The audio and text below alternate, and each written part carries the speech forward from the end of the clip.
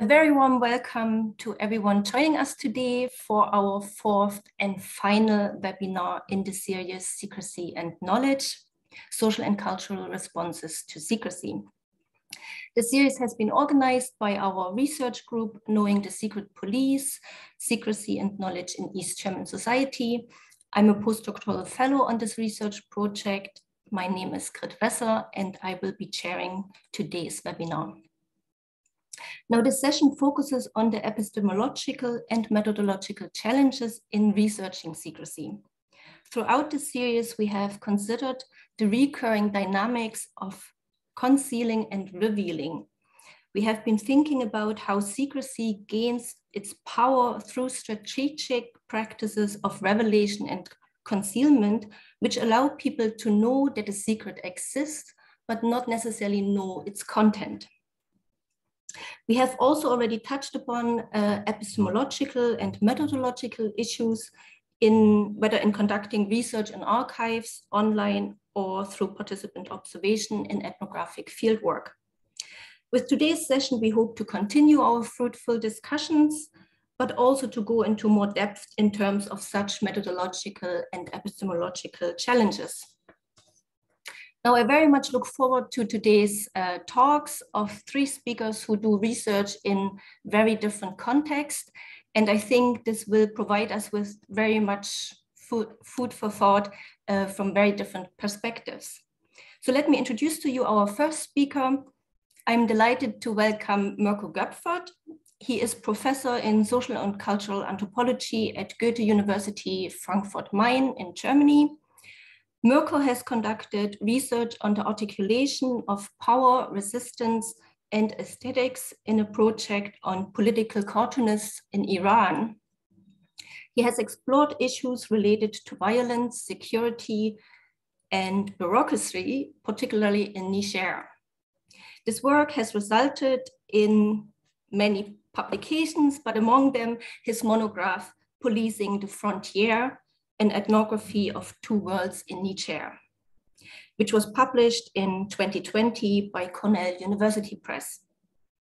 Besides these empirical fields, Mirco has developed a broad interest in epistemic practices. His talk today is entitled Secrecy and the Ethnographer's Will to Know. And in it, he will reflect on the practical and theoretical issues of knowledge in anthropology. Now, Mirco, the floor is yours. Just a quick reminder, I have already explained to our speakers that you all have 15 minutes. Pedro might have 17. And I will switch off my camera. This has quite worked well in previous sessions, and switch it back on 2 minutes so that you know you have 2 minutes left, okay? Mirco. Perfect. Please be very strict with me. Thanks, Grit, and everybody else for the invitation. I'd really love to hear your thoughts about what I'm going to present, and I'd love to, speak with the other presenters about what, from the titles and abstracts, already looks like fascinating approaches to the issues here at hand. I must say, as a disclaimer, so to speak, because the past couple of days have been kind of terrible here. So I will unfortunately read large portions of my paper. I hope that you still won't find it too hard to stick with me. I'm going to speak about secrecy and the ethnographer's will to know. And this is based upon my own confusion, looking back at what happened during my field work with the gendarmerie, so a police organization in Niger. I remember a lot of situations when I was sitting on a chair in the corner of the gendarmerie station, next to a closed door, behind a desk, next to a gendarme who was typing a report, a rusty filing cabinet, next to another gendarme dozing off behind another desk over a heap of case files, and next to a civilian who was sitting there. Next to the entrance, somebody waited for somebody else. But the only thing that I was thinking about was, what the hell is going on behind that closed door? What is going on behind that closed door? What's the commanding officer doing in there? And what did he talk about yesterday with that important looking person that was in there? What is he doing right now? And what was the prosecutor doing in there last week? I was convinced that behind that closed door was the key to understanding what was going on in that gendarmerie station. But why? So this confusion about my own obsession with closed doors then led me into a number of reflections that have to do with the connection of secrecy and ethnographic epistemophilia, so our will to know. And this leads into basically three levels of reflection. And the first is pretty simple. I will be rather brief about it. It has to do with secrecy within the field that I've done research in. Secrecy in the Nigerian gendarmerie. The gendarmes themselves, they were constantly dealing in secrets. They were trying to find out stuff, in their investigations. They were trying to see things, as they said. And in order to see things, they had a number of techniques, developing relationships with civilians whom they called agents de renseignement. How do you call that in English? Like spies, informal spies that they used. So this secrecy was part of their job, trying to get at secrets, stuff that is hidden. Now, secrecy was part of their jobs because they worked in an organization where a lot of the things that would help them advance their careers were kept secret. When there was a new United Nations missions where people could apply for, where gendarmes could apply for, the information did not circulate among all gendarmes. When there was another recruitment test or test that would permit a gendarme to advance within the hierarchy, information was not circulated widely. So they had to develop techniques and strategies to get at these information that were hidden. And then on a third level, because it's a bureaucratic organization they work in, they also dealt in the ethos of secrecy. And it has been described by many that secrecy is an important part of bureaucratic work, of bureaucracy, of the principle of bureaucracy. So the field that was moving around it was one that was, ripe with secrecy and people's will to conceal everywhere. So that's very simple, basically. The other level, the second level that I then started to think about was, well, did they really keep stuff hidden from me? Or did I somehow imagine things were hidden from me, while in reality they might not have been? And in response to that attitude, I developed something like an investigative research habitus, trying to get at stuff that I thought was secret. I will give you a number of examples. One of the things that I imagined as being secret were traffic checks. The gendarmes did not only work at the station, but they moved out to over highways in rural areas where they proceeded to do traffic checks. And I knew from friends and colleagues who did research on police organizations in other contexts that there's some shady stuff going on there often. But I didn't know what was going on there. I only knew that the gendarmes told me, do not go there. They told me it's dangerous. They told me that it doesn't look good if a white man is sitting with the gendarmes doing their work there. So it might do damage to the gendarmes' reputation. They mentioned insurance issues. But I was still convinced that they're trying to hide something. There's something secret happening there. So I adopted a technique that people might call tactical indifference. So I acted as if nothing was nothing particularly concerning was on my mind. I just happened to pass through the area on my way to somewhere else, but because I was acquainted with the gendarmes over there, then I stopped. I brought some meat and then we had a chat. But that was planned. I had that planned. Another example was the issue of summons. or the plural, I think in English is summonses. It's a little piece of paper that you would receive from a police station or from court that would call you to go there. In the gendarmerie in Niger, usually civilians go to the gendarmerie station, file a complaint, and then they would receive this summons piece of paper to bring to the person to come to the station then. And rumor had it that these pieces of paper were being sold. They had a cost. And I somehow assumed that that was secret because it, had, the aura of corruption around it, and so to speak. So there was a situation where we were sitting in the office and, nothing happened. Everybody was bored. Suddenly a little blow of wind came, blew a lot of papers on the floor, and I picked some up and I found that, this is a piece of summons. And then I asked, there was a young gendarme there, and then I asked, how much are they again? What do they cost again? As if I just had forgotten the price of them in that moment. But actually, I wanted to find out what they cost. So I said, well, they're 2,000 francs CFA.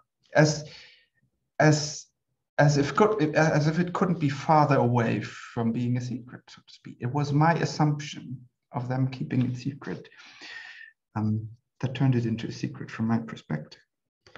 So that was part of the tactical indifference. There was other tactics that I adopted that could be described as strategic networking. I thought about, and I assume a lot of ethnographers do that. What are people that might be potential key informants that know a lot about the stuff that is going on there? What are gatekeepers that might enable us to speak to persons, to go places where we would otherwise not reach? Extended my network of contacts, basically on the lower parts of the hierarchy and the top parts of the hierarchy. So I became well acquainted with shoeshine men working at the gendarmerie station, with errand boys, people who would wash the gendarmes' cars, because they've been doing that for years, sometimes even decades. They knew how stuff worked over there. They were absolutely precious in terms of the stories that they told me about. And on the other hand, because I found it very helpful in view of the resistance some of the gendarme or brigade commanders demonstrated vis-a-vis myself, that that would be helpful to have contacts high up the echelons, with the high commander of the gendarmerie, up onto the French embassy, the French ambassador, the chief of police of the whole country and stuff. And people were impressed by that. And besides my tactical indifference and the networking, I was cultivating an aura of secrecy as well. The gendarmes didn't know what exactly I was writing down in my notebook. There was one situation, a gendarme sneezed and I was writing, and then another joked, Mr. Mirco is writing down that gendarme XYZ has sneezed. And I told him, of course, I'm not interested in you sneezing. But I couldn't say for sure today that I didn't write down that he sneezed. I used pseudonyms, and I still do. There's a lot of stuff that I keep hidden, that I keep my secrets. I think a lot of ethnographers do. So in the end, I was pushed into I more and more got the idea that there's a really uncanny resemblance between investigative ethnography and police investigations. There might be a particularity in that field that is populated by secrets and people's will to conceal, but it also has to do something, I think, with a broader idea of what ethnographers are supposed to find out or know. So this would be the third level of my reflections. Georg Simmel, you're all aware of what he said about secrets. And there's one phrase that I find interesting. He said that, in general, I quote, "Men credit themselves with the right to know everything which, without application of external illegal means, is possible to ascertain." And I've always felt that ethnographers, they credit themselves not only with the right, but with the duty to know everything related to their fields of research. At least when I was doing research with the gendarmes, I had that idea. I thought that if I do not find out what is happening behind that closed door, I'm not a good ethnographer. But why? Why did I have the impression that this was where all the strings were being pulled? Secrecy is often associated with the backstage, and particularly in police and bureaucratic settings. A lot of people have demonstrated that on the backstage in police stations all over the world, in the backstage, this is where the real stuff happens. Everything else is facade. And to some extent, it's true. There's something else happening backstage than what's happening front stage. I'm not sure that the one is more true than the other. Bureaucratic power. Max Weber has demonstrated that, Andrea Apter has picked up on that. Bureaucratic power, much like ritual power, by the way, ultimately depends on secrecy and silence. But there's a more profound understanding, I think, in the social sciences that the truth lies in a hidden spot. Classic ethnographers like Marcel Griol have put that to the extreme, so to speak, developing techniques of drawing the hidden knowledge, the secrets from inside the dogo's head out with a very clever and investigative mode of raising questions. The truth of culture is hidden. Cultural truth is something to be revealed. According to Eric Gable, and I quote, "It often seems that the ethnographer's goal is to uncover what is hidden, because we assume that it is by peering behind the facade that we see things as insiders and thereby discover the truth. What lies beyond the facade, backstage rather than front stage, the face rather than the mask, this is where the core of culture lies."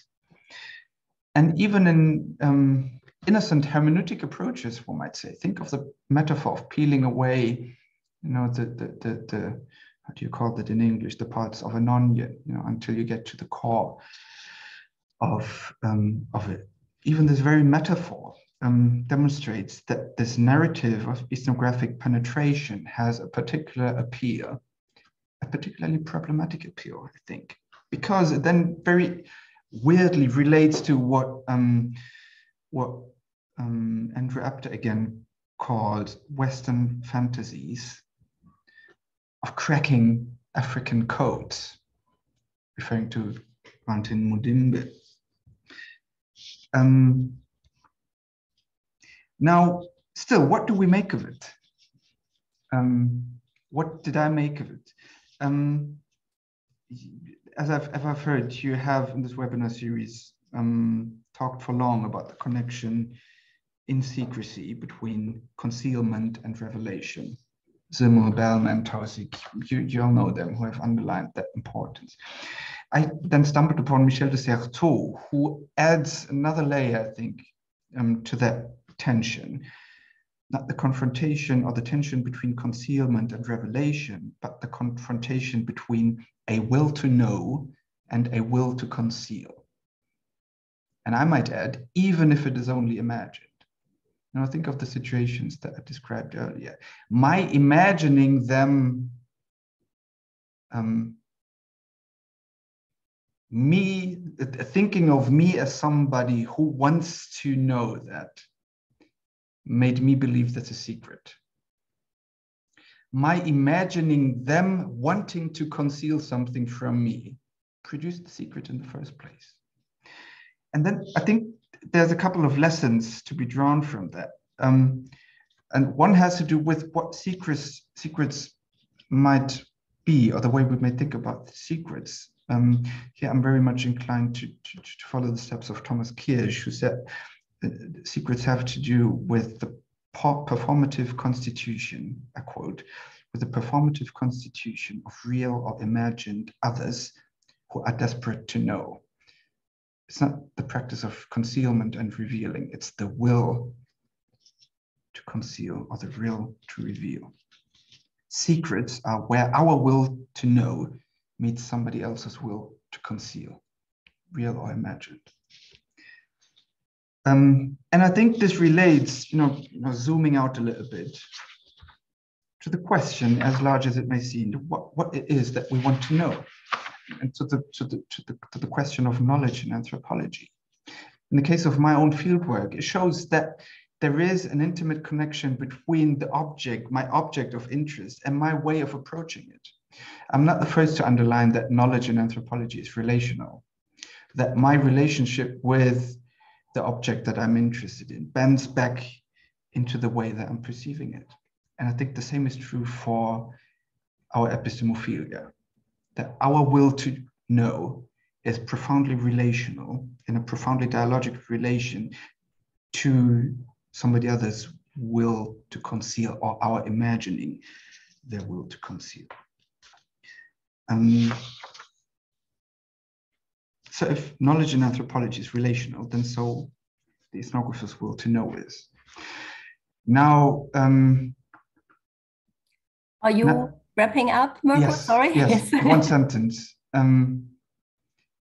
So when the dialogical enterprise of ethnography then unfolds in a field of secrets, as in the gendarmerie, soaked with suspicion and spying, then not only does the object bend back into my perspective, into my perception of it, and into my will to know, but it also bends back in a deeply unsettling way, I found, into the ethnographer's conception of self.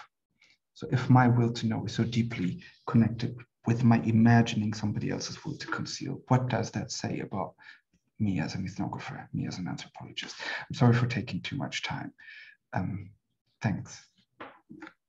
Not at all. Thank you very much. This was super interesting. And this is obviously based on your paper in How, the Journal of Ethnographic Theory, which I very much enjoyed reading. And it's nice to hear sort of you speaking, reading it. I think there will be a lot of discussion on your paper, but we leave that for later on and move on to our second speaker. I'm very pleased to introduce Suzanne Kennedy. She is a second-year PhD student at Carleton University in Canada, where she investigates practices of disclosure related to online cultures of confession, specifically those exhibited via the website postsecret.com. Her presentation today is a result of ongoing research for her comprehensive exam on methods, as well as her practical experiences as design thinking facilitator and innovation consultant. Now, Suzanne, I have to confess that I don't know what an innovation consultant is or does, so maybe you can reveal this to us later. It definitely sounds intriguing. I guess you had the will to conceal or reveal, who knows. Her presentation, postsecret.com, a window into the unknowable and unspeakable knowledge in families, explores the possibilities of design probes for their use in sociological research, as well as narrative and temporal patterns present in post-secrets regarding kinship. The floor is yours. Thank you. I'm having slight technical difficulties here with my laptop, but I'm hoping to resolve them momentarily. Quit will not be able to record the contents of your screen. Okay, let's see. I'm having a hard time sharing my screen. There we go. Okay, I think I got it now. Yay, it worked. Okay, thank you, Grit, for your kind introduction, and thank you so much for the opportunity to be able to offer a small contribution to this really fascinating webinar series. This is emerging work. I am a second-year PhD student and embarking on my research journey. What I'd like to share with you today is some work that I'm doing with a website called postsecret.com. In 2004, Frank Warren distributed 3,000 blank postcards to strangers in the Washington, D.C. area, inviting them to share their secrets with him as part of a group art project. Since then, Warren has received over 1 million postcards, some of which he shares weekly on his popular blog at postsecret.com. To date, Warren's blog has been visited over 850 million times. In addition to sharing the postcards on his blog, Warren shares them also via social media, especially his Instagram account, as well as in a series of published post-secret books, and also through art exhibits, such as one currently showing at the Museum of Us in San Diego in the US. Post-secret is one of a number of popular online spaces people use to share their secrets. Inspired by both Warren and the Apology Line podcast, London-based artist Eleanor Tattersfield started the Lockdown Secrets project in February 2021. Tattersfield invites people to share their lockdown secrets, which she then posts on her Instagram account. Like Warren, Tattersfield published a collection of her lockdown secrets in a book this past October. The opportunity to put words to paper and anonymously mail them to a stranger who may post them online or publish them in a book seems to entice people to reveal personal secrets they may otherwise keep hidden. This paper will specifically draw on secrets posted on Warren's blog that relate to family. I was drawn to such secrets as a result of Carol Smart's work on family secrets shared via the UK's Mass Observation Project in the year 2000. Smart raised some key challenges related to studying family secrets, as they often contain sensitive information and people tend to be unwilling to share them out of a sense of loyalty to their implicated family members, as well as loyalty to the external image a family attempts to uphold. Data made available via the Mass Observation Project is generated from directives sent to a panel of identified writers who were invited to express their thoughts and opinions on the topic of the directive. One observation Smart made about the data gathered in conjunction with the directive from the year 2000 is that the shared family secrets were temporally distant and most often pertain to secrets from panel members' grandparents' generation. A small number of the secrets were temporally situated in panel members' parents' generation, none related to secrets about the panel members themselves or family members in their own generation. Post-secret data gathering practices are markedly different from those of the MOP. Warren's scant directions don't limit people to secrets related to a particular theme or type of content. The emphasis is on art and anonymity. Further, in contrast to the family secrets shared by the MOP, post-secrets about family are temporally current and implicate the secret keepers themselves. I will return to temporality and its significance when we look at some of the secrets shortly. A further distinction between post-secrets and the MOP data is that due to Warren's anonymity requirement, we have no demographic understanding of who the secret revealers are, nor can we verify the secret's truth value. Rather than cast anonymity as problematic and the data is inferior, I refigure anonymity as a protective component of the material and immaterial infrastructure that undergirds the post-secret platform. Brian Larkin's work on infrastructures draws attention to the necessity of infrastructure for the movement of people and ideas spatially and temporally. Secrecy moves, secrets and disclosures have careers. I address the perceived limitations of post-secrets as rigorous research data. To address the perceived limitations of post-secrets as rigorous research data, I cast Warren's approach to collecting postcards as a type of cultural probe, and each postcard as a probe response. A tool from the field of design, probes as a method embrace uncertainty and risk and are designed to help us first unearth possibilities rather than narrow in on singular truths. Kirsten Berner et al. Describe cultural probes used in the design space as, quote, packets of provocative items that set various tasks for the volunteers, end of quote. Warren's original distribution of postcards inviting people to share a secret, the instructions on his blog, which are evident in this postcard here, and postcards previously published all serve as provocative items. His steps and tips lay out the various tasks for people to consider when they decide to share a secret with him. Probes are regarded as effective if they compel people to interact with them and if they generate noteworthy reactions. Post-secret's ongoing popularity suggests it has and continues to function as a successful cultural probe. Building on Byrne et al.'s work, I will first provide a brief overview of cultural probes and probe returns to contextualize my considerations for using post-secret as a generative source of data for sociological research on personal secrets generally, and secrets of and about family in particular. I will then engage with some postcards to illuminate the presence of narrative and temporality and the possibilities for understanding secrets and disclosures as lively matter, emergent expressions of social, temporal, and relational selves. The tactile nature of postcards as a cultural probe is illustrated by the 3,000 postcards Warren handed out to strangers in Washington. In the digital world, the keyboards and touchscreens we use to navigate to a blog or social media account also engage the sense of touch. Warren's probe is situated both virtually and physically.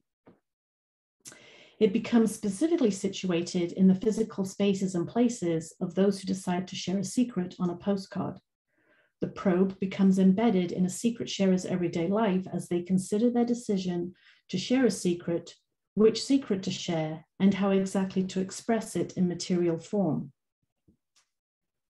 Probe responses become probes for designers, something for them to react to and interpret, not for the purpose of identifying universal truths or establishing generalizable variables and concepts. Rather, returned probes offer pathways to uncover the subjective, interpretative, and meaning-making processes of those who created them. Returned probes offer social researchers similar possibilities. Each postcard Warren receives as a probe response offers a small window into someone's subjective understanding of what constitutes a secret, what is considered worthy of articulating on a postcard, and what materials are regarded as necessary to express their secret in accordance with Warren's instructions. As already mentioned, we don't know who the individuals are who share their secrets with Warren, nor do we have any means of establishing whether the secrets are true. Using probes as a method helps to decenter these potential data quality and integrity issues, and instead ask questions about what we know and don't know, what is unexpected, and most importantly, what might be. Pondering what might be is not a comfortable consideration in academic research, yet attending to this question has the capacity to agitate common conceptual understandings of secrets and secrecy, and to enrich methodological approaches used to investigate them. In the case of post-secret, it is not possible to observe a secret keeper as they work through the process of sharing a secret, a challenge when considering the ethnographic principle of being there. Thinking through what might be, however, adds to John Postill's notion of being there imaginatively as we engage with digitally enabled phenomena such as post-secret. Applying probes as method, and particularly thinking through what might be in the context of post-secret, allowed me to decenter the secret itself. I was drawn to the labor involved in creating a postcard. While some of the postcards Warren receives are pre-printed, very few are blank postcards, and the vast majority are collages with visual and textual components. Some are hand-drawn, some are even hand-stitched. This work involves decisions regarding how to articulate a secret anonymously and adhere to Warren's guidelines. Further, people must acquire stamps and find mailboxes to send their artifact to Warren, activities that for certain demographic groups are unfamiliar and not as entrenched in people's everyday lives as they once were. In other words, the decision to respond to Warren's probe and create a postcard requires resources, labor, and for some, a safe place to create an artifact and store it until it is ready to be mailed. Creating such a secret artifact also requires time. Decentering the secret and considering what might be brought to the fore the temporal and narrative structure of the secrets Warren receives. This structure demonstrates how secrets are tightly woven into the fabric of people's family experiences, impact their family relationships, and are deeply embedded in meaning-making processes. This particular secret articulates a past as it is understood in the secret sharer's present, and also looks toward the possibility of a different future, with the question, will I ever live truly and honestly? Building on Aristotle's work on narrative, Ursula Le Guin contends that narrative temporally links events, moving us through time. Further, narrative follows either a closed structure with a beginning, middle, and end, or an open structure as seen here, which moves from past through present to future. The explicit attention to a possible future is useful to consider as, according to sociologist Anne Misch, future projections have implications for the actions people take. That is not to suggest that future projections predict the future, but they do have the capacity to affect action and therefore may provide a useful means through which to investigate the implications of cognition on social action during interviews with post-secret revealers. This secret offers little in the way of details, yet approaching it as a probe and asking what might be can begin to paint a picture of its temporal and narrative structure. For Le Guin, narrative, with its movement through time and space, is the technology we use to express change, to consider consequences, and to contemplate choices that need to be made. Narrative is how we shift from present to past and future. This particular secret implies a past which includes a perceived healthy child, a diagnosis, a change in family relationships. The future, while not explicit, appears bleak. The lack of clarity regarding future projection in this secret may suggest, according to Misch, that the parent lacks possible future models to draw upon in conceiving future projections more clearly. It is certainly the case that most parents whose children struggle with mental health don't have future models in place which demonstrate potential future possibilities. Significant change has and is occurring for this parent, their child, and their family. A resulting consequence is the negative impact to the parent, but possible choices are not readily visible or available. Secrets are not static, discrete objects. They are deeply embedded in our social relationships, our conceptions of self, and our lived experiences. This raises questions regarding popular beliefs which cast disclosure as healing and cathartic, and transparency as a form of liberation. With this particular secret, the need to hide its making for the safety of the secret keeper is palpable. The ramifications of the secret keeper being exposed could be severe. It is not exactly clear what specifically constitutes the secret. Is it becoming like her mother? Is it the desire for her husband's death? Is it the domestic violence she is subjected to, signaled via the Me Too hashtag? Similar to the previous secret, we can anticipate that this individual's life is extremely difficult. Yet this secret keeper articulates a clear future projection as she arranges the new realization about her mother into the context of her own situation in order to make sense of the decisions both women have made and the situations and consequences they are choosing to live with. The mother's relationship and choices appear to serve as a model for the choices and actions of the daughters as she considers a possible future. This final postcard also articulates more than one secret, a secret hidden from a child by parents and the child's uncovering of the secret, an act the child feels compelled to conceal from their parents. Probing this particular secret with what might be enables me to consider the child's emerging present and possible future as they reconstruct their meaning of father as hero to father as drunk. Cicely Bock argued that once we have knowledge of a secret, we can't go back to a time when we didn't know about it. Upon becoming aware of a secret, we engage narrative to temporally arrange the new knowledge with existing knowledge.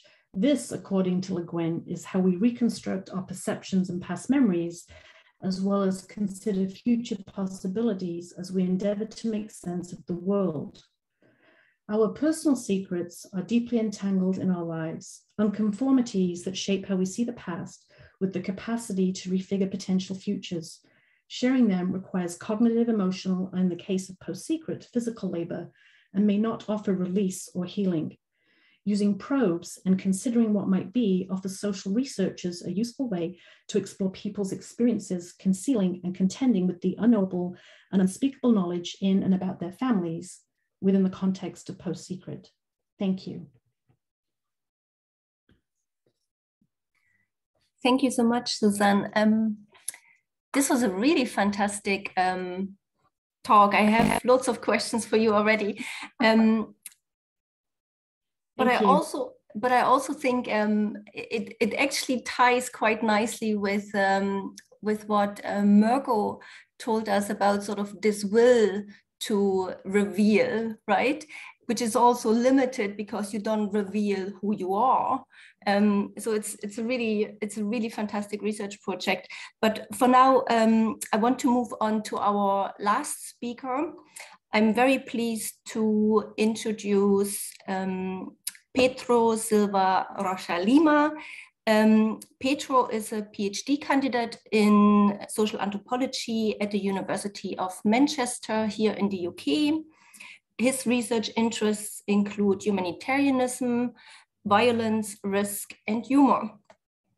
Pedro's PhD research addresses the broad question of what happens when a major humanitarian organization, and in this case, the International Committee of the Red Cross, moves from war zones to places of ongoing everyday violence in Rio de Janeiro. His presentation today is specifically about the practicalities and ethics of disclosing humanitarian secrets, called Humanitarian Secrets: Negotiating Disclosure and the Ethics of Ethnographic Writing. The floor is yours, Pedro. Thank you, Grit. Oh, I will just share my screen as well. So you can see just a few pictures to help you see a little bit of my field, hopefully. First, I just want to say that this is my first attempt at making sense of this material. And it's something that was actually very difficult for me personally, emotionally. And yeah, it's my very first attempt at making sense of it. So any suggestions would be very welcome. In July last year, I sent the manuscript of an article I had produced to some of my research participants for their own feedback.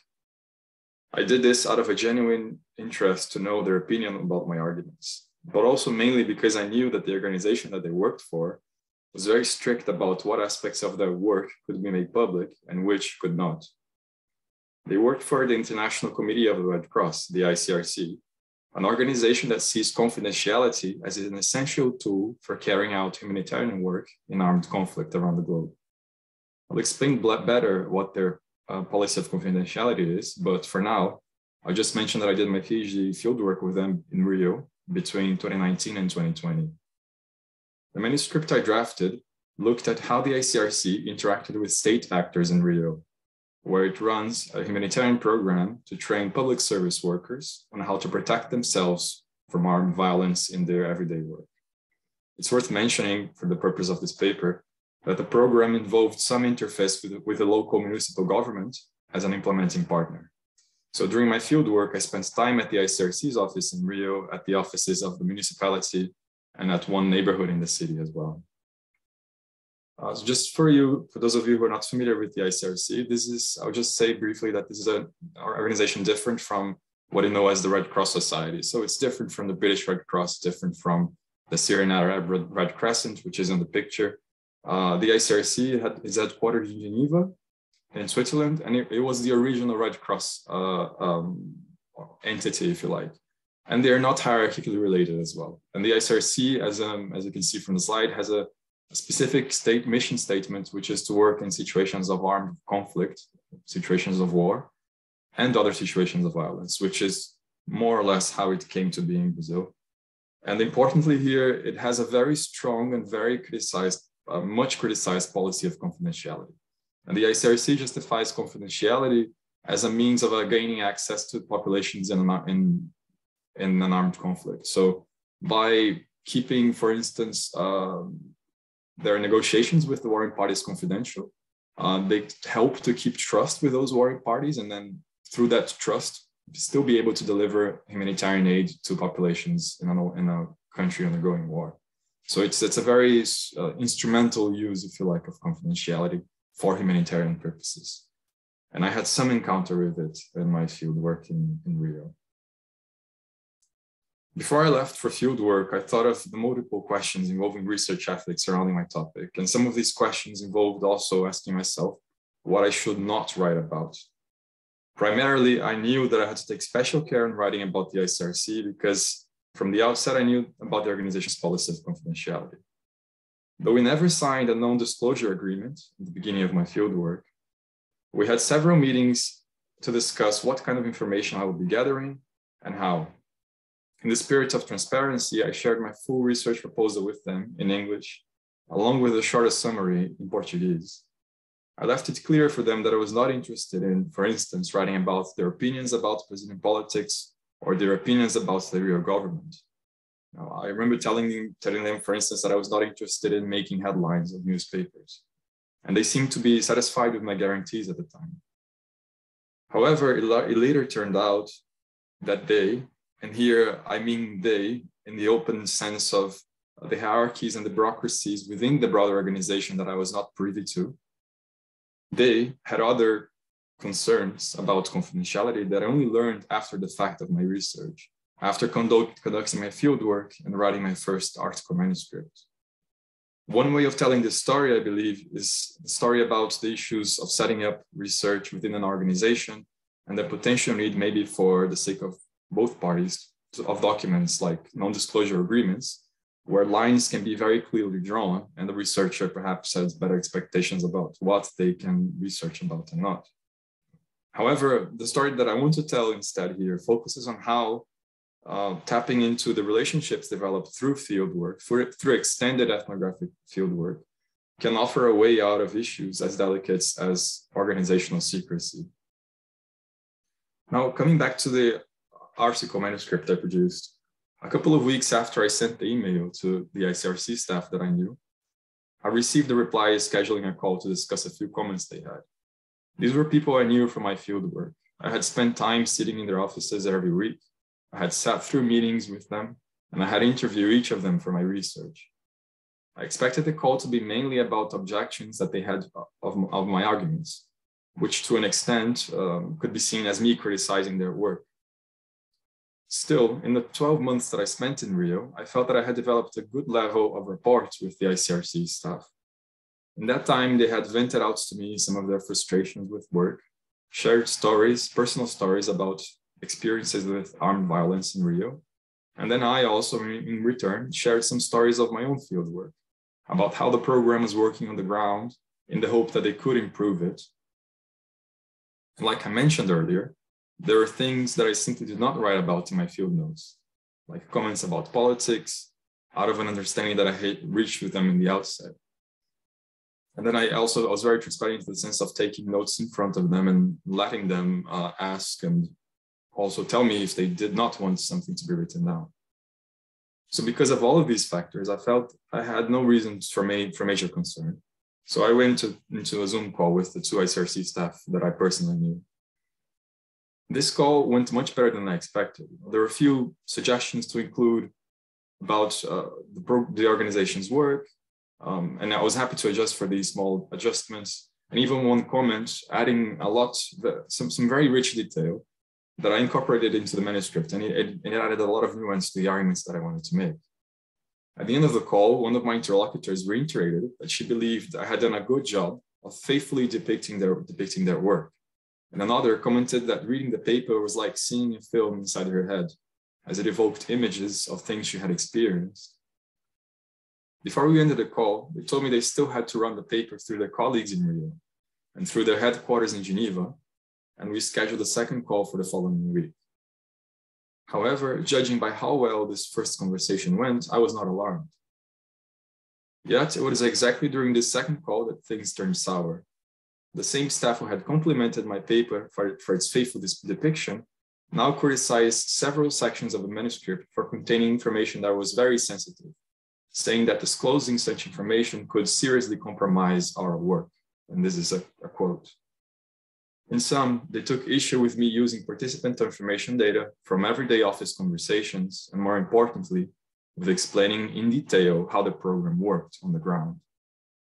They told me that disclosing details about how the program worked could lead to a misinterpretation by the media, or worse, to drug trafficking gangs around Rio, misinterpreting that information as a form of collaboration with the police. So just to briefly explain, the urban territory in Rio and portions of Rio, especially in the slums, are mostly controlled by drug trafficking gangs and by militia.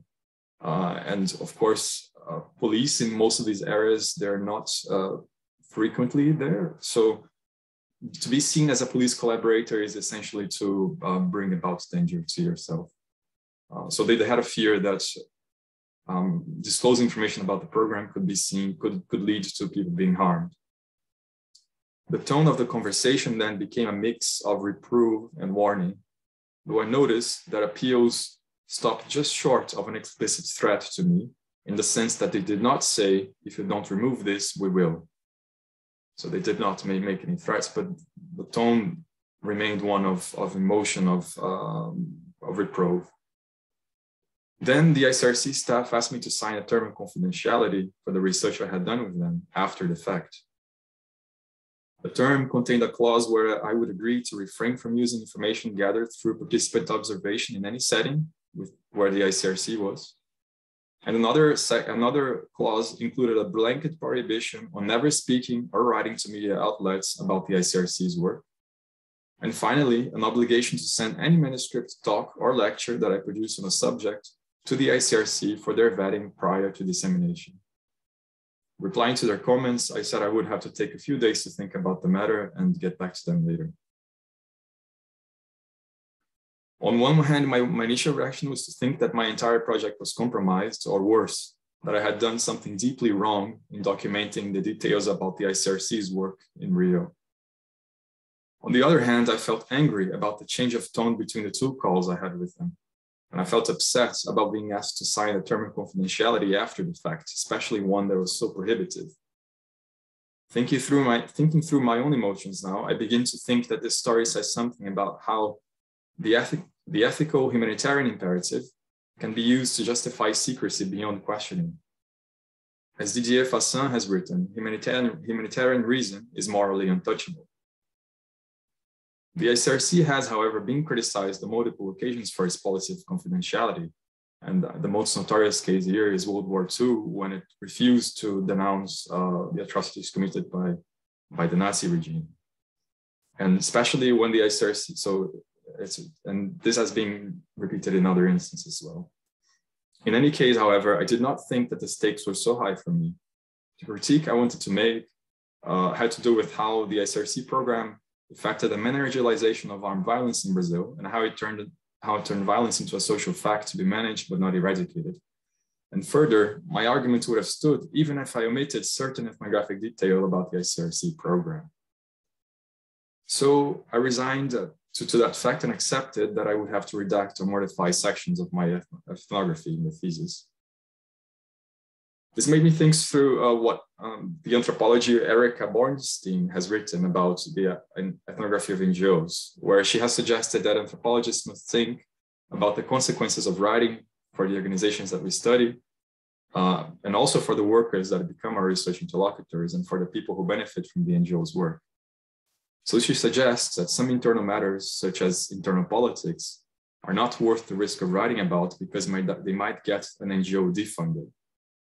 Studying NGOs ethically for Bornstein might require self-censorship, modifying the message, being strategic about publishing, and quote, while being aware, though not in control, of the potential consequences of our writing, unquote. Still, she argues, we must not shy away from, but embrace the messiness of these ethnographic situations with secrecy. After a few sleepless nights drawing up different scenarios, I realized that I did not wish the problem to escalate. First and foremost, I felt afraid of the prospect of a dispute with the ICRC. And I know them as a formidable bureaucratic Swiss machine, mainly composed of lawyers and people familiar with law. After all, much of their work goes into interpreting, developing, and disseminating international humanitarian law. So I imagine that legal departments to be robust and well-equipped to deal with cases involving journalists and big media outlets. So a PhD student would have been an easy match.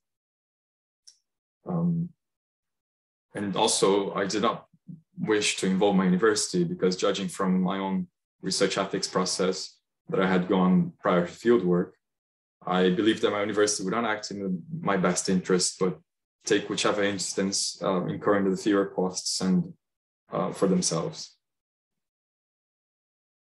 Something very similar to what happened to me happened to the British anthropologist David Moss when he wrote an ethnography of DFID's, so the UK's government Department for International Development.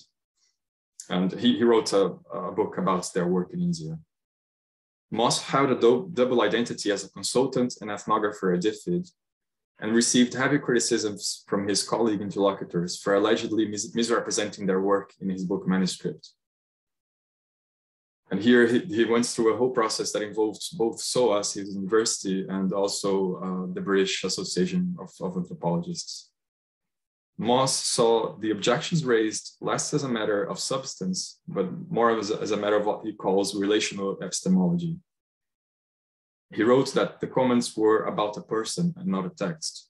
And he quoted his critics as saying, "David, you should know this. David, quite frankly, this comment is not worthy of you."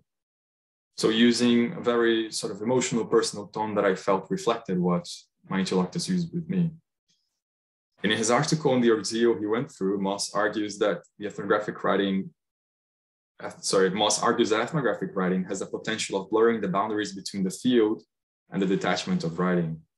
He further argues that, quote, ethnographic representations have the potential to unravel when our informants attempt to unpack our evidence back into relationships with them. So Moss essentially resisted what he called his interlocutors' attempts at reinserting them in their moral community. While I take to heart Moss's arguments, and I'm here to come into the last paragraph. While I take to heart Moss's arguments about the continuation of the field into writing, I felt that in my case, re-entering relations of the field was exactly what I needed to do. I felt that the tone used in emails and virtual meetings concealed much about the ICRCs and my own research participants, reasoning for criticizing my disclosure of their confidential work. Using emails and formal channels wasn't going to get me anywhere. Speaking honestly through informal channels instead, so WhatsApp messages, voice calls, both of which I used actively during my fieldwork, allowed me to better gauge what had triggered that reaction, to take a peek inside the humanitarian bureaucratic machine that produced reasons for secrecy and confidentiality. And so here I'm referring to the many calls that I had with them in this process that I decided to do in parallel to these more formal meetings. In the end, it was by getting back into the messiness of fieldwork relations that I managed first to understand where the demands for confidentiality were coming from within the organization, and second, to negotiate a resolution that would not involve blanket prohibitions, but instead a case-by-case discussion of what parts of my writing needed to change. And to conclude, this is exactly the stage where I am now of doing this negotiation of what gets to be erased and what stays. I'm sorry for going over time, but that's it. Thank you.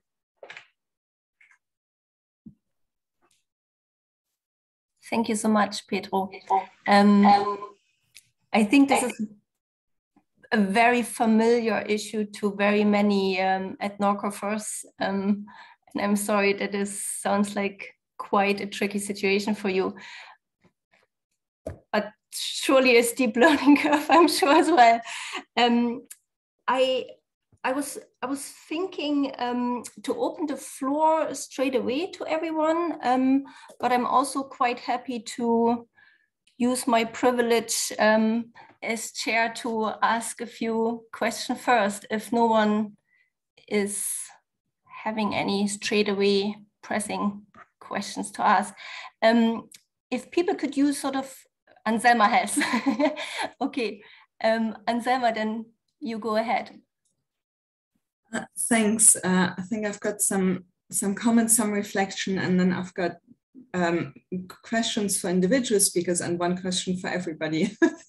It sounds like an awful lot. Maybe it's not going to be quite that much, but those were three really, really rich papers, and Mirco's paper, highly self-reflexive, which I think always requires quite a lot of courage, to go that deep into the realities of what ethnography often takes. And what I felt, I liked your extension of this question of concealing and revealing to the will to know and the will to conceal. I think that's quite important. It reminded me of one of the papers in the very first webinar where Anna Rinke talked about discretion and doubt in contrast to revelation and concealment, which, similar to your point, I think, puts the spotlight back on the actor.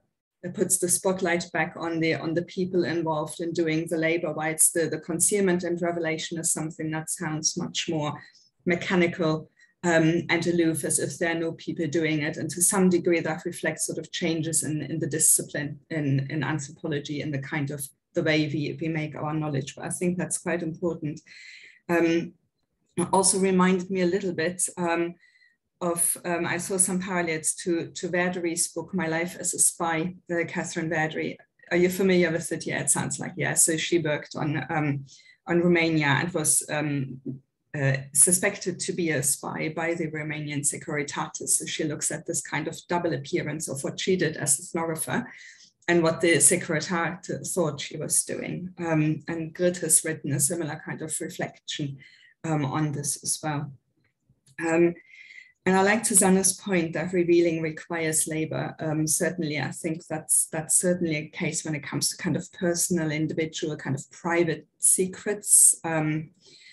That's how I was reading it, and makes me, both cases make me think of there's this big example of Catherine Verdery, and then there's the really small example of my daughter typing something into her phone, and me sort of thinking and looking, what is she typing? And then looking across and leaning and her pulling away, right? So there's the will to know and the will to reveal by her, which made me think of the dynamics which I think Vita talked about. She distinguished between secret knowledge and hidden knowledge.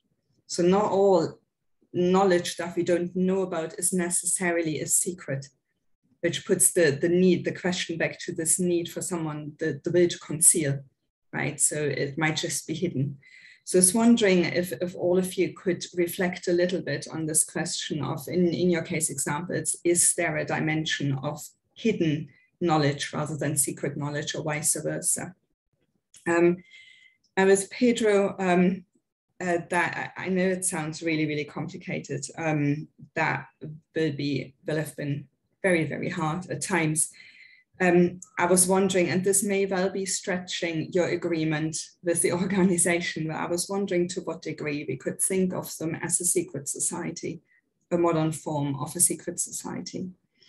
So one question to all three of you, of this difference between secret and hidden knowledge, or does it not work for you? And then, yeah, some individual questions, but thank you very much.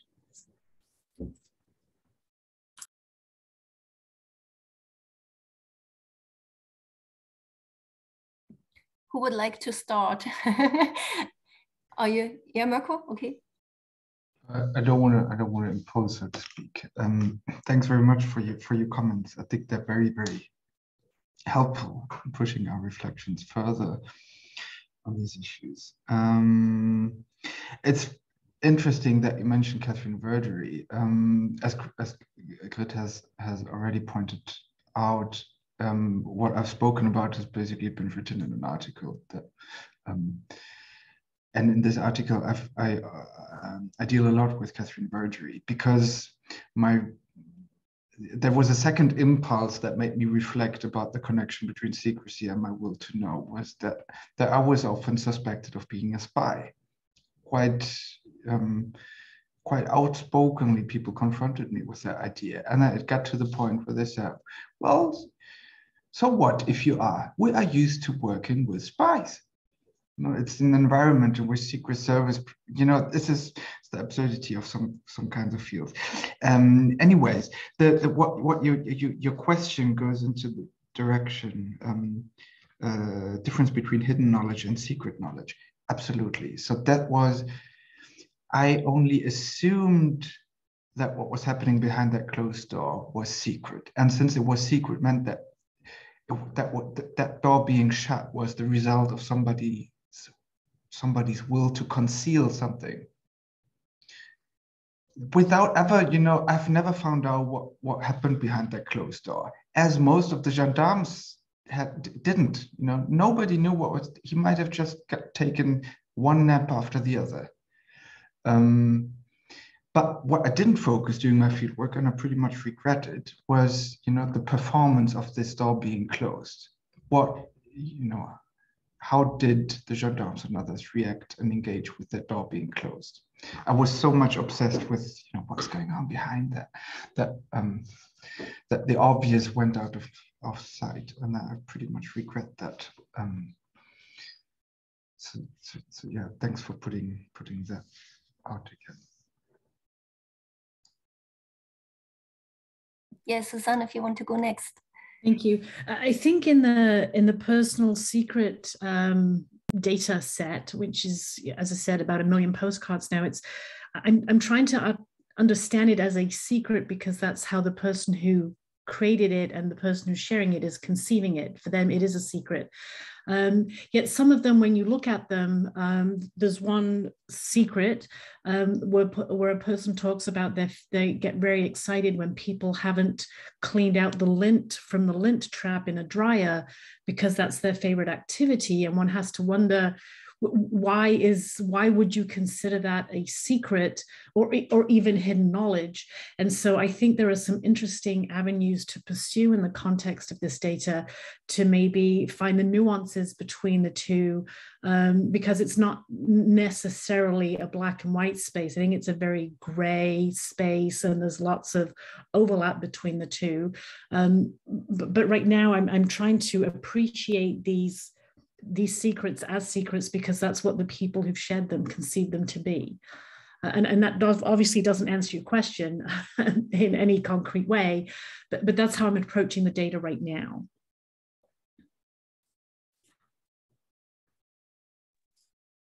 Yeah, equally, thank you. Thank you for the comments. I think I just heard very briefly, first of all, yeah, various stages of readiness, and Zimmer was on the top of my reading list for this. So I will postpone the question about secret society, but I was definitely thinking in terms of something in relation to hidden and secret knowledge. Perhaps a little bit differently, I was thinking about it in terms of degrees of concealment and how, as a researcher, sort of there were very clear, more strict boundaries about concealment and what information could not be revealed. But then I've also been thinking about how the other interlocutors I had who had knowledge about the program and how it worked, and how they, in a sense, were not bound by the same duty that I had and the same commitment that I had. And that they could quite easily, and as they did, talk about the content of the programs to people around them, in a sense that was not so heavily secret, actually very explicitly talking about the contents. So people who are not supposed to know. But then, of course, because they were working on the ground and very close to, there were people using the program.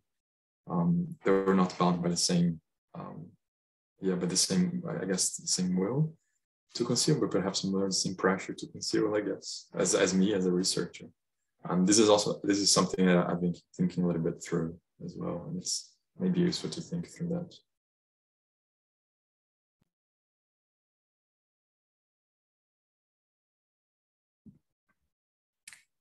Thanks. Any other questions, comments? Bittiel. Yes, so my question is for Mirco. I missed the beginning of your talk. I'm sorry about this, but what I was intrigued by the whole notion of a performative constitution of secrets, so that, you know, the emphasis on that secrets can just be produced as such, and they may not be really there. So that's the implication I kind of heard in your kind of the bottom line of your paper. So it could be something, as you said, that others imagined, or that you imagine, or your own imagination of what other may want to hide from you. That, I think that was your wording. So I was just wondering, also against the backdrop of today's topic, namely the kind of epistemological challenges. So what about the scenario that, you know, there is a secret that actually isn't there, you know, hoax, a deception? I wondered whether you had kind of reflected upon this relationship, deception, hoax, secret. No? So if the moment imagination kind of flips in or comes into play, it could be all just not real. And so what do we do with this kind of scenario, also from like a theoretical point of view? That is a fascinating question, and I have absolutely no answer to it. It really boggles my mind, because if I tried to think it through, going through my own material and when writing that piece. It's like looking into an abyss. I imagining somebody else imagining me wanting to know something. What does that do with my conception of self as an ethnographer? And the only quick answer that I can come up with is the profound relationality of not only of knowledge but of epistemophilia.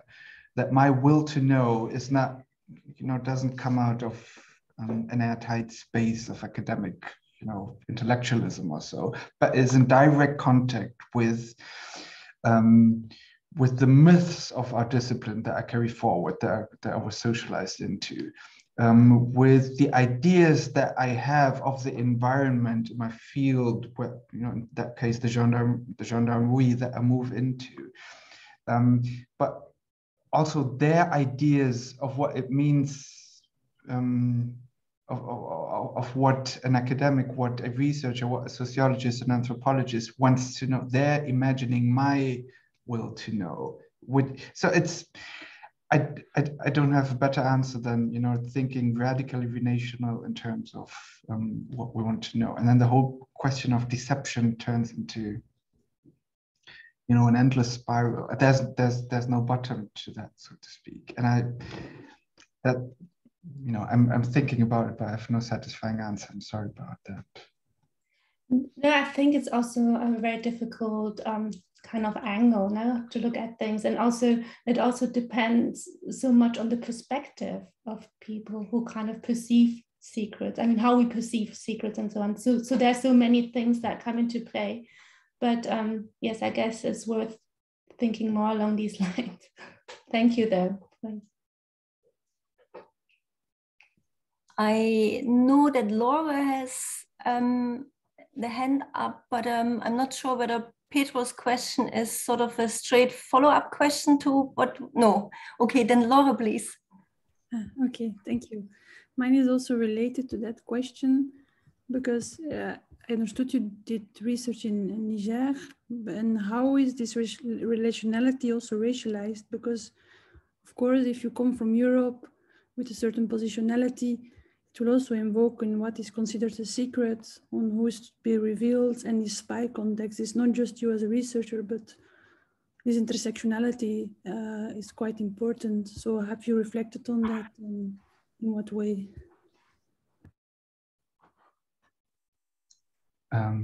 Thanks for that. It's at the heart of it, basically. That what Andrew Apter called it, and Valentin Mudimbe debunks that, so to speak. He addresses the issue, that Westerners, including myself, follow the aspiration of debunking African codes, or cracking African codes. And that was what Marcel Griol did in a very explicit, aggressive, investigative way. Even with his, the stuff, the clothes they put on. And the academic, the Western, Northern academic habitus, that these are objects of our research, so to speak. All that, is at the heart of it.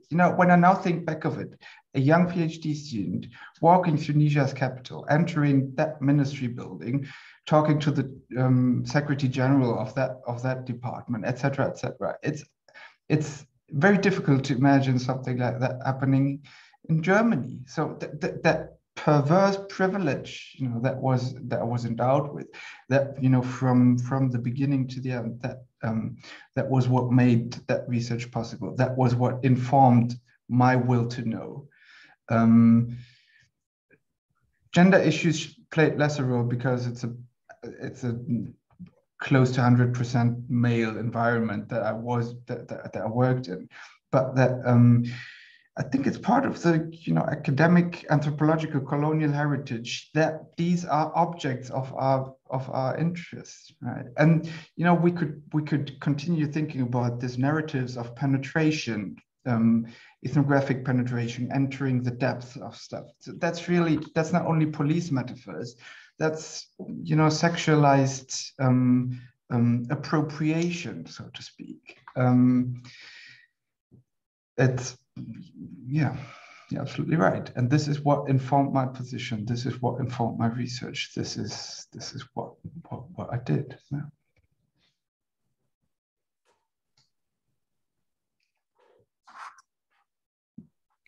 Thanks. Laura, are you happy with that answer? Yes. Pedro, would you like to go next? Mm-hmm. I believe it's more of a comment than a question, but Mirco's, your presentation made me think about Lisa Malki, actually, because Lisa Malki says a bit of the opposite of what you said about investigation in her book, Purity and Exile. And for those who are not familiar, Lisa Malki was working with Tanzanian refugees after civil war in the 80s.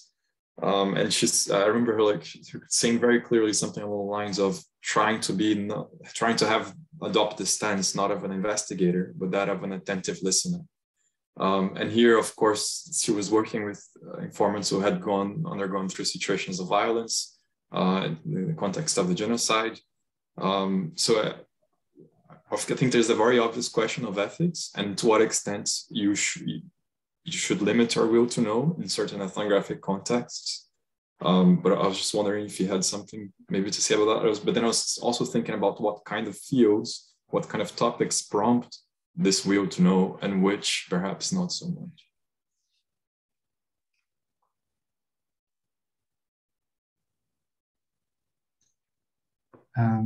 Thanks, Pedro.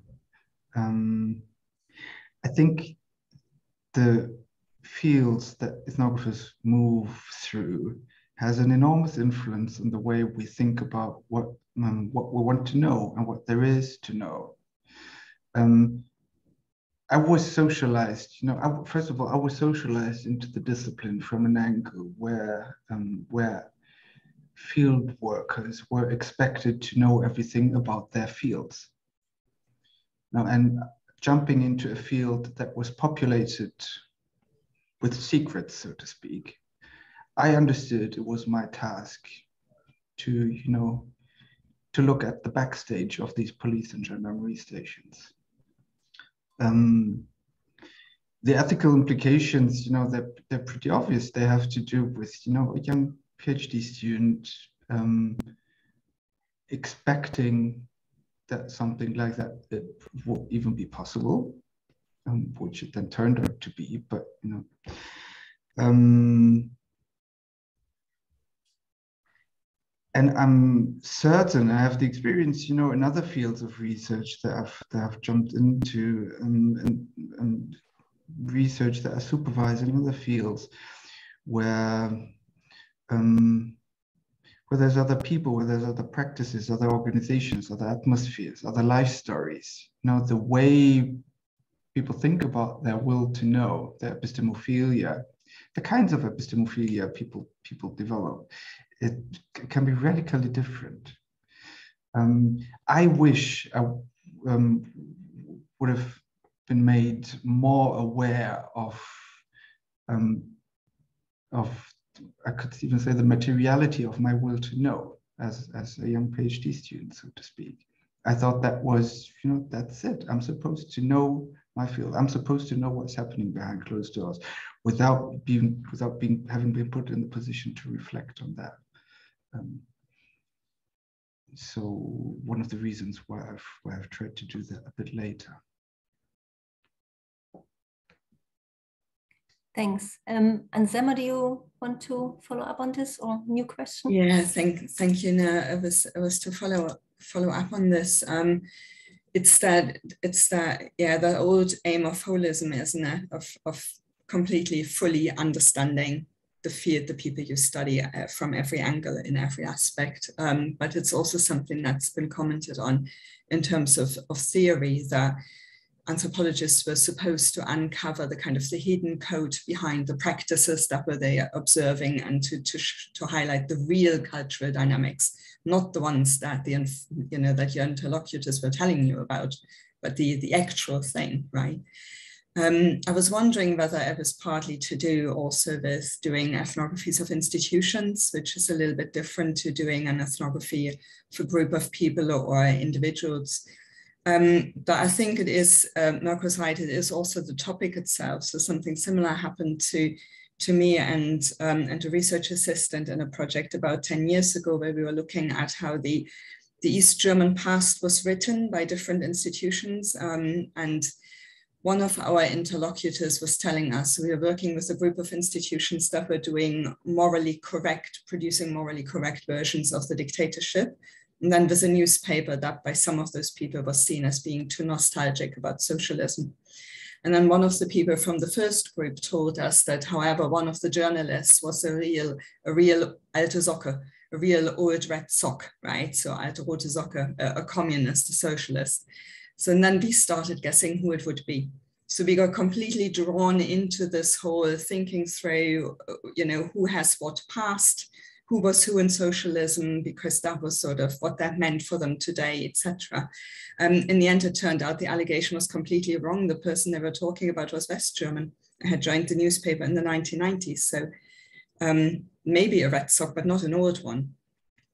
So it is something in the discourses you enter, and that you immerse yourself in, that start to take over how you think about the world and what you see around you. I think that's quite important.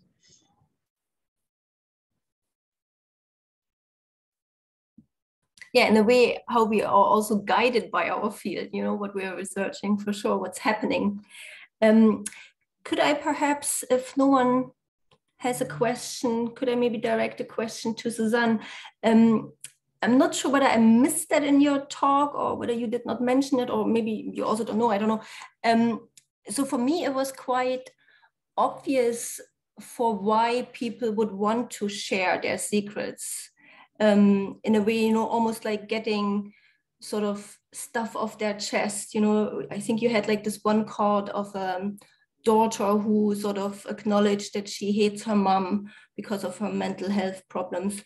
So there was definitely also a lot of guilt and worry that they wanted to relieve through revealing those secrets. But at the same time, they did not reveal everything, right? They also concealed who they actually are, which is sort of really interesting to me. So their motivation seemed to me quite clear. What I wondered was about the motivation of the person who had this idea to set this whole thing up. I think was it the artist Warren, I think you called him? Yeah, Frank Warren. Mm-hmm. So he came to this purely by accident. He was stuck in a job that he didn't like, and he was looking at different opportunities to move forward in his life. And he supposedly was in Paris and had bought a postcard to send home. And at night, he dreamt somehow about this postcard, and somehow this project was born. And he didn't expect it to really take off the way it has. It's been going since 2004. And he recently created a Patreon account where people can contribute financially to this project and receive insider information outside of the secrets that he posts online, but there are other pieces, other things that one can take advantage of if one decides to become a Patreon member of his Patreon account setup.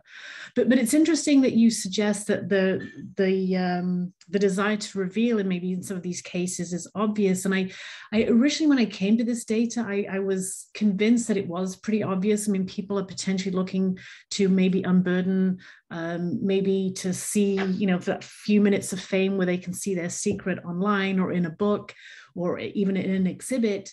And the more I play with the data, the more I'm not convinced that I'm seeing that the right way, because it does take a lot to sit there physically and take what's in your head and put it in material form. And if you think of one of the slides I had, an actually hand-stitched secret, I mean, that takes a lot of time.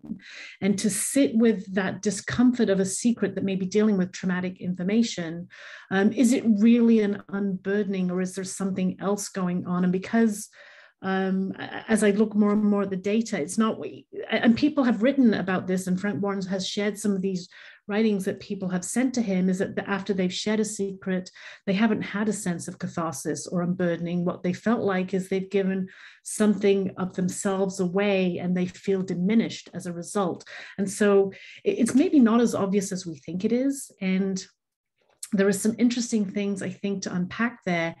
And I'm hoping that as I progress through my research, there are some things that I can maybe identify as to why people are putting in this time and this effort to create these artifacts. And some of them are very traumatic. And just thinking about how they come to create this artifact, maybe they do need a safe space where they have to step away from people in their family or in their homes. That could potentially inflict violence upon them if they found out about this secret. So I don't know that it's as clear as we think it is, but that's certainly a point that I came to the data with originally. Yeah, thanks. Because for me, like when I saw your examples, I somehow thought straight away of sort of art therapy, you know, like sort of this kind of as a tool to sort of, yeah, but super interesting. But yeah, you wanted to ask a question? So yes, I think that's really connecting all the three papers. I think at the heart of these papers is also the kind, you know, the ethics of disclosure.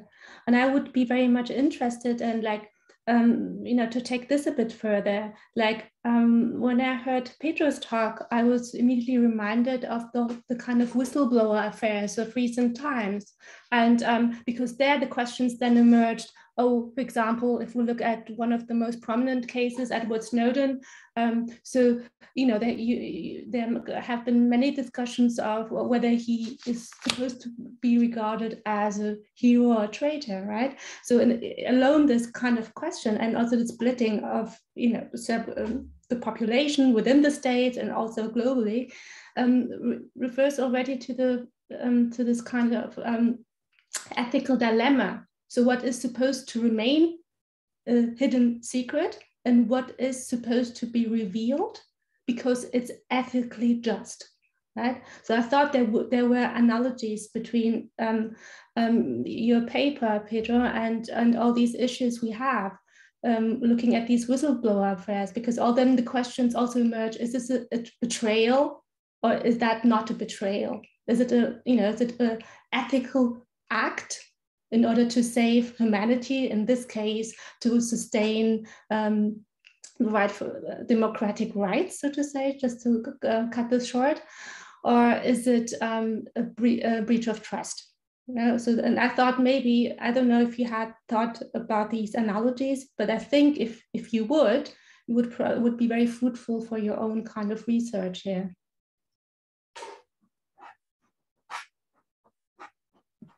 Peter, would you like to respond to this? Yeah, no, absolutely. I think especially the matter of trust, and I'm thinking those were easy to think with, especially the matter of trust and disclosure. I think it's interesting because I think not the thesis itself, as I have been changing it. There were things, of course, that I managed to negotiate and to accept, to negotiate to be accepted into being revealed. Of course, in a much changed format that would not reveal as much as before. But then it makes me think actually about this very presentation that I'm delivering, because this is not something that I have run past them. This is something that I'm taking the risk in a way to tell you, because to me, I think it is important to say that, because to me, it felt like a bit of an injustice, like a single PhD student having to face a big humanitarian organization, which would look even worse for me, without the support, without the backing, all the judicial backing, the legal backing that they have. I think talking also about these power relations when it comes to revealing and concealing things is perhaps another way that I might think about things, about my paper. Yeah, I think that takes it in a different direction. I think maybe in Snowden's case, I think popular opinions are much in favor of him, whereas the powers that be were not so happy. But there was a sense of justice being done. I don't know. Maybe I'll try to. Maybe there's something to think about there as well, making comparisons. You know, that's really good to think with. Thank you. Yes, but I think also these ethical questions also kind of address, for example, Suzanne's paper, where it's kind of more within the kind of more private, intimate spheres. What do you give away of people family, friends, and so on and so forth? And where is the kind of border, the threshold of moral threshold, so to say? So I think it does really address all these papers.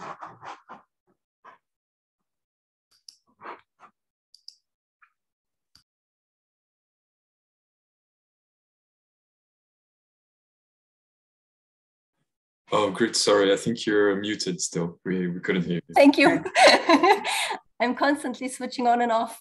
I don't know whether Mirco or Suzanne would like to add something on sort of the ethics of, I think in a way all ethnographers have sort of some ethical dilemmas. I surely had during my PhD research on what to reveal and what to conceal, especially if you have sort of gained information quite informally, right? Like what to do with this, whether you can use it or not, or yeah. I think in my particular case, the secrets themselves are publicly available. Nobody's been coerced into sharing them. And so that data set is potentially not necessarily subject to traditional academic ethical considerations. Where that changes, though, is when I step into the interviewing process. As part of my interviewing approach, my intent is to not all ask participants about their secrets in particular and ask which one was theirs, but more ask about their experiences in creating and then sending it and maybe seeing it published or not.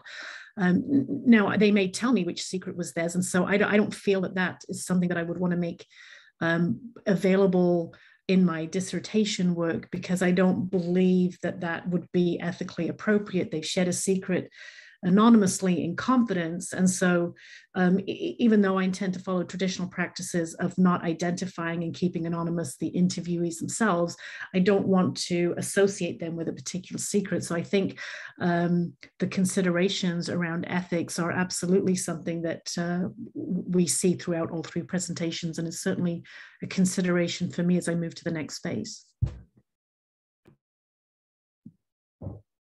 Mirco, would you like to add something, or yeah? Just very briefly, perhaps to contextualize the different levels of secrets that I had to keep or decided to keep during my field work back then, and the ethical questions that were related to it. I mentioned that I still use pseudonyms, and I've always used them. I will continue to use them, but that also means that I'm protecting people who've committed violent acts, who have tortured suspects, etc. I don't know how to deal with that. I have different pathways. There's no good solution to it, but these are the things that that kept me thinking. And another level of secrecy that I had to deal with was, a couple of minutes ago, I playfully mentioned that some thought of me as a spy, and then they said, "Well, we're used to dealing with you." And I found that interesting up to the point when somebody gave me, I was the guy taking care of computer issues sometimes. One of the guy had a broken USB stick. He gave it to me. I should try and repair it on my laptop at home. And I put it into the laptop, and I found out that there's highly confidential information on it. There was former heads of states that were under investigation because of attempted coup d'etat. So was that because you just wasn't careful enough to hand me that USB stick, or was it because, who knows, perhaps he is working for the German, French, or American Secret Service? That might be interesting to him. These are the kind of talking about secrecy, so to speak. It's weird. And then this is also the reason, perhaps because it was only afterwards that I realized that, well, there was a whole lot of secrecy and concealment going on, but what kept me from seeing many things was that damn closed door that I was so obsessed with, also metaphorically speaking. But ethical issues on so many levels, and I did, I committed a lot of errors in terms of whom did I speak to, etc. It was I learned a lot. It wasn't very funny a lot of the times, but yeah. So sorry, there's no real answer to that. Just another comment. Thanks, Mirco. Anselma, do you want to ask your question? Yeah, I had one, but Mirco just made me think. I think there's a term in psychotherapy, something along the lines of transposition or something like that, where you swap something with something else. So because something is too difficult and too big and too impossible to deal with, you replace it with something else that's a bit more manageable, which might have become the door. I don't know, but I'm not a psychotherapist, right? I have no training. Just a brief thought. I was quite struck when Suzanne was presenting. What I kept thinking about seeing the postcards was the risk that people were taking in making these revelations, especially when you saw the handwritten one. The possibility that someone could see that somewhere in a public realm somewhere and identify the person who'd written it, the lady with the 51 years of happy marriage, being the happiest couple ever and the most bestest ever vetted couple. Yeah, so I wondered about those risks. So also, as you kept emphasizing, the one card that was so produced in so much labor, then when and where are those spaces found to make that happen, the risk. And I think that's not so much the academic or the anthropologist in me speaking, that's me speaking as an adoptive mother who has to constantly negotiate all sorts of confidentiality and potential risks, or the social workers kept telling you all the risks that you're taking if you put bits of your life online in this place or that place. But also I rewrote my daughter's life story book. A life story is something that's produced in the UK for adopted children, that tells in a child-friendly voice their route through the care system, where they've come from, where they've gone and why, in order to help them make sense of memories and emotions and difficulties and all of that. And it was just, I had too many cartoon images in and not enough detail of some of the dire stuff. So I rewrote it with a child therapist. We presented it to her together and said it had been updated, and that was it. And my 10-year-old daughter, who is apparently not the brightest in her class, who's just a little bit behind, as you would expect for a child with extensive childhood trauma, looks at it and goes, "Did you write it? Did you write it, Mum?" So sometimes, I mean, it might be a little bit of my own paranoia coming out and again, I think also as academics, there is often a question also to be asked to what degree we are a little bit more fearful sometimes. And I don't want to play down anybody's risks that they've taken. All of the people in your presentations and you as individuals have taken considerable risks, right? So I don't want to play that down.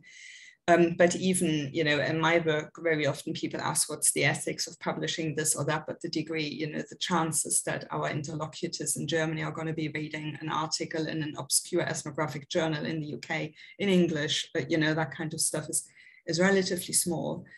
At the same time, things could come out. So it might be my own kind of paranoia, but it did make me think about risks and questions of confidentiality. I suspect you'll find out more about that once you do the interviews. I would suspect, and I think that particular secret, it was one of the first secrets that I was drawn to. I found it fascinating that even after 51 years, this woman is still potentially considering a future possibility where she might be able to live more authentically, in her words. And so this notion of the risks that we take to make information available to others also maybe in some ways connects back to some of the things that Mirco has maybe talked a little bit about and really goes back to Simmel, right? The secrets as possessions. And so part of my thinking too is it just the secret that's the possession that we desire, or is it also the disclosure? And if we decenter the focus on secret as possession and put it somewhere else, what might we learn? Also, thank you so much, Anselma, for having the courage to be vulnerable in this format and sharing part of your life story. That's really very, very inspirational. Thank you so much for that. And I don't know if I'm responding appropriately to your comments, but I think for me, there's always a concern in the secrets that I'm looking at with regards to how I might use it in an academic context. And yet, at the same time, I'm understanding that this person who wrote it has already taken a substantial risk. And in the context of my dissertation, I'm quite comfortable in the fact that my supervisor and two other people are the only people who are going to read it. So maybe there's a little bit less risk there, but potentially future publishing is something for me definitely to consider in how I maybe use this material. So thank you again for sharing. I think the risk is greater with the kind of the exhibitions and the books that were produced by the artists rather than the work that you're necessarily going to do, I think.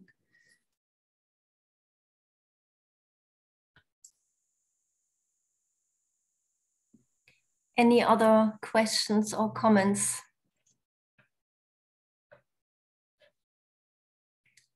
Anselma, would you like to say something as a final word to the whole series?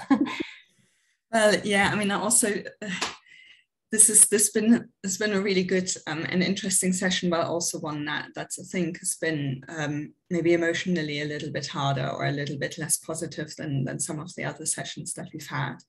I think it's worth acknowledging that, and I wonder whether to some degree Pedro has been at the receiving end of this point that Zimmer makes, that secrecy can isolate and it individualizes, and unless you then become part of the secret society and you go through the initiation process. But even that, he says, cuts you off from your other ties. You know, you make new ties to the people in the secret society, but you're not allowed to tell your family, your friends, etc. So you become individuated. And then that's an extreme case when you're not let in as a full member. The aim is not for you to join, you're a PhD student.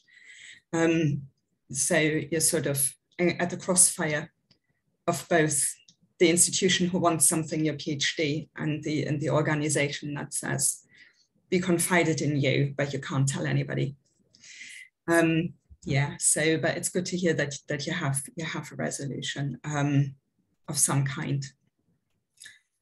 So that is also the chance of secrecy to work against it through social relationship. And Mirco talked a lot about the sociality of knowledge and the way it is situated as dialogical. It comes out in relational aspects. I think that's also really important to bear in mind. So this has been really great, this series, and it's a little bit sad to see that we are ending our webinar series today.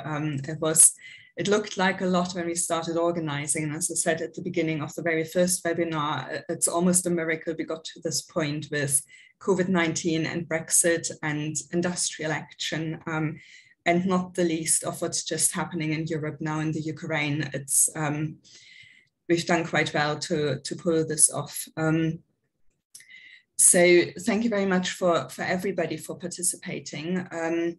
Our intention with the recording is to eventually put this recorded session, all of the 4 webinars, online, make them publicly available. If this is an issue for anybody, then please email Grit or myself, and there are things that we can do with YouTube, the ways of editing the video, etc., to cut bits out if that's necessary. It's only going to be going on our little project website, so the visibility, I don't think it's going to spiral particularly, but I think, especially after this session, it's important to bear that in mind, just in case. So thank you very much to our presenters. We'll also have a talk in the team in the near future about how long they're going to be online for and similar, but it will take me a while to get them online because I need to go through the transcripts, which, you know, as you can imagine, is going to take some time.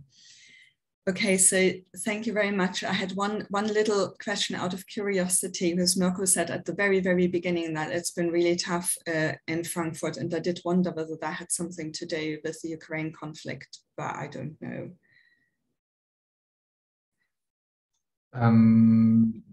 It's complicated. So to Okay. see. There's a lot of personal components. I wouldn't want to address that.